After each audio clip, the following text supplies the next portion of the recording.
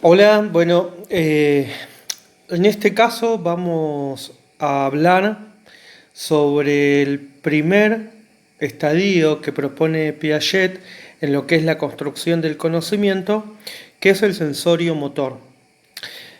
Luego de haber visto entonces el objeto de estudio y los métodos que trabaja Piaget en su epistemología, tenemos que tener en cuenta que Piaget, cuando habla acerca de la construcción del conocimiento, va a decir justamente que el conocimiento es una construcción progresiva que va a quedar definido de alguna manera en cuatro grandes periodos, que son el sensorio motor, que va de 0 a 2 años, seguido por el estadio preoperatorio, que va de los 2 a los 7 años, el operatorio concreto de los 7 a los 12 y de los 12 en adelante el operatorio formal. Estas edades, por supuesto, que son orientativas, ¿tá? Lo que nos interesa a nosotros de cada uno de los periodos son las cuestiones cualitativas y no tanto que ustedes registren las cuestiones de las edades.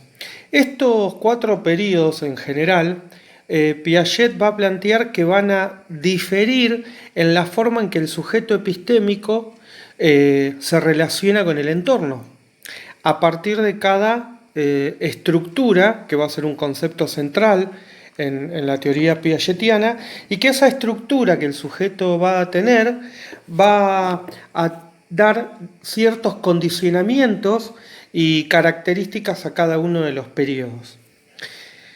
El primer periodo, como decíamos, es el sensorio motor.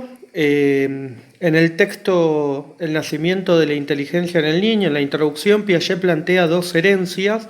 Una de ellas, como ustedes ya vieron, es la herencia estructural.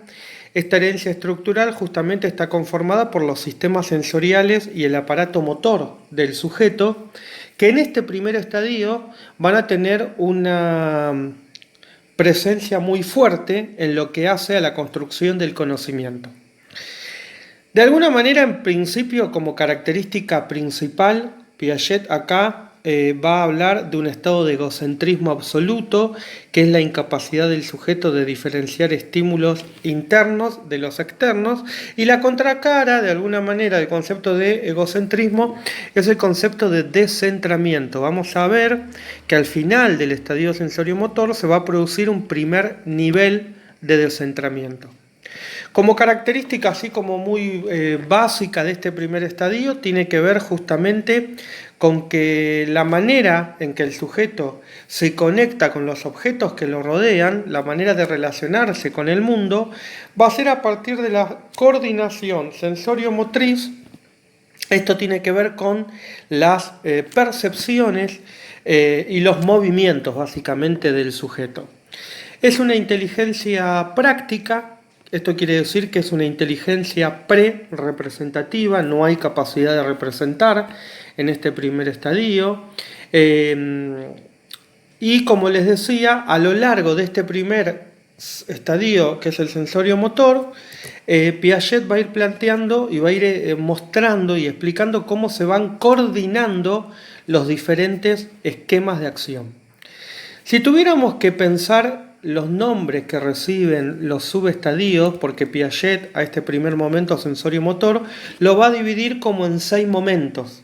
El primer momento que no tiene un nombre puesto por Piaget, pero si se lo tuviéramos que pensar juntos, podríamos llamarlo el estadio de los reflejos congénitos.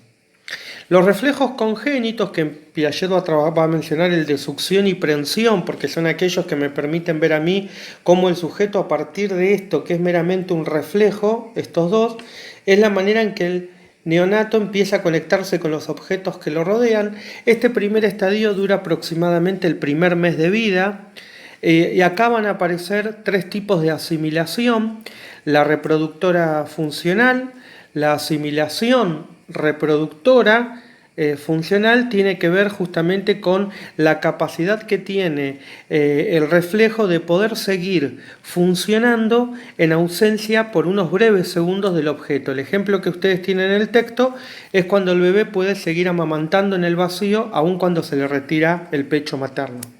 La asimilación generalizadora, la capacidad de generalizar el esquema reflejo a diferentes objetos, y la asimilación recognoscitiva, que es justamente la que, si bien puedo generalizar el esquema reflejo, no lo voy a hacer a cualquier objeto.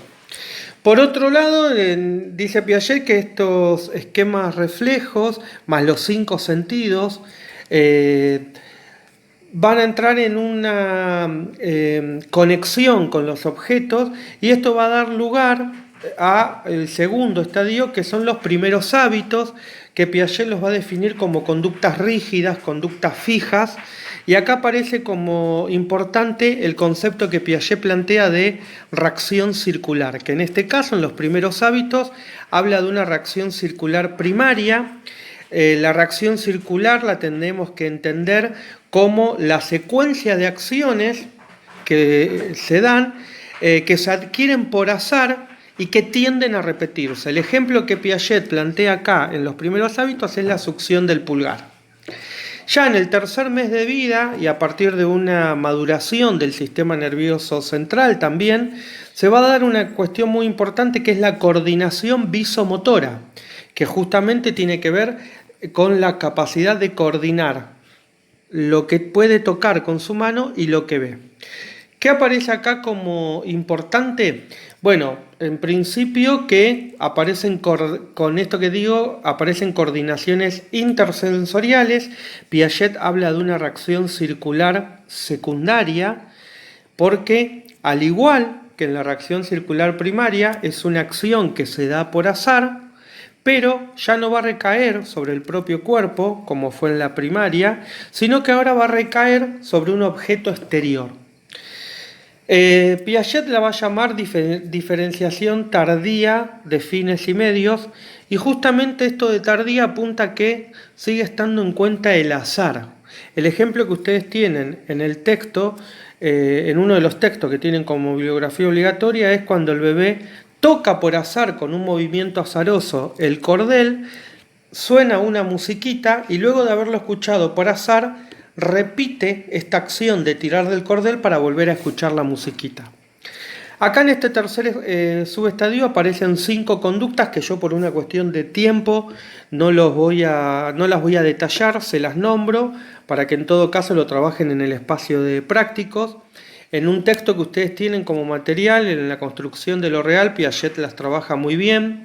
Por un lado tenemos la acomodación visual a los movimientos rápidos, la aprehensión interrumpida, la reacción circular diferida, la posibilidad de la reconstrucción de un todo invisible a partir de una parte visible, y la supresión de obstáculos que impiden la percepción.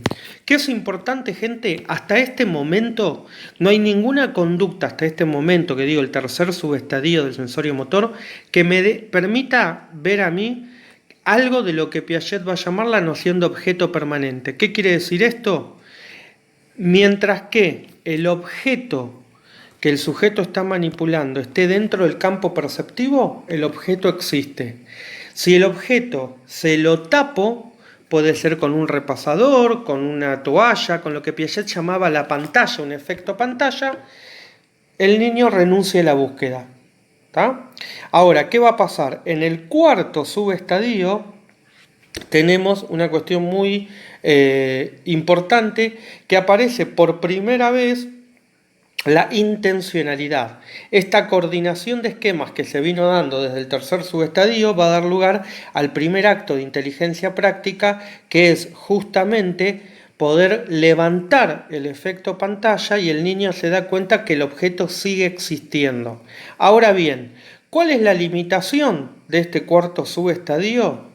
Que el niño no puede tener en cuenta los desplazamientos de este objeto. La forma en que Piaget teoriza sobre esto es lo que ustedes tienen en los textos como reacción típica y reacción residual, que lo van a trabajar en el espacio de prácticos. Ya en el quinto subestadio aparece algo muy importante porque va a ser el estadio donde se da una primera organización lógica del espacio. Acá aparece lo que va a ser la estructura de este estadio, que es lo que Piaget va a llamar el grupo práctico de desplazamiento.